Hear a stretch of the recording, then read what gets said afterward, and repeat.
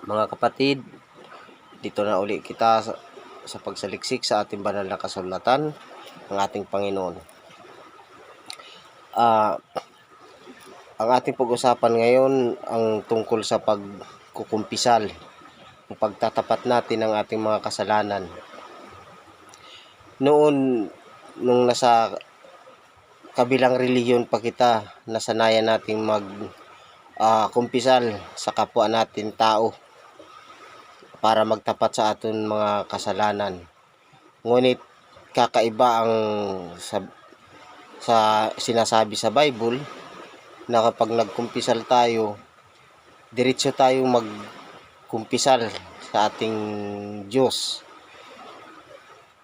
Kung dati nasanay kita na sa tao kita na kukumpisal, ngayon mga kapatid, kung napapanood nyo yung video ito, ang sabi sa Bible, sa Diyos kita magkumpisal, sa Diyos natin ipagtapat ang ating mga kasalanan, sapagkat ang Diyos ang may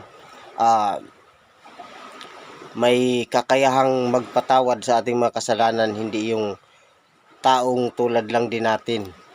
Wala yun siyang kapangyarihan na magpapatawad sa ating kasalanan.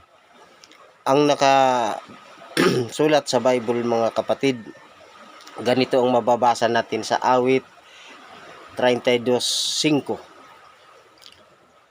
Kaya't ang kasalanan ko'y aking inamin, mga pagkakamali ko'y hindi ko na inilihim.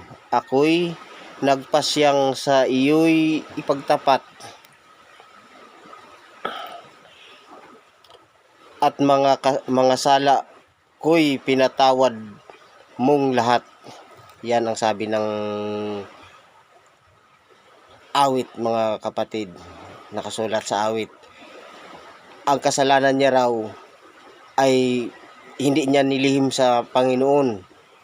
Ipinagtapat niya sa Panginoon ang lahat niya na kasalanan. At ang sabi niya, pinatawad ng Panginoon lahat ang kanyang kasalanan. Kung sa tao ka ba mangumpisal, kasigurado ka ba na ang mga pinagtapat mo sa kanya, mapatawad niya? Ang Panginoon lang ang may karapatang makapagpatawad ng anong klase mga kasalanan mga kapatid. Kasi ang kanyang bugtong na anak, kaya niyang ihatag haton, ibinigay sa atin, nagpakamatay sa krus para sa ating mga kasalanan, para malimpyuhan kita sa aton mga kasalanan at magkaroon tayo ng pagkakataon sa buhay na walang hanggan. Magkaroon tayo ng pagkakataon na tumanggap sa ginawa ng kanyang bugtong na anak na nagparaisang sa krus para tubusin ang ating mga kasalanan at tanggapin ang kanyang aral para sa ating kaligtasan ng ating kaluluwa.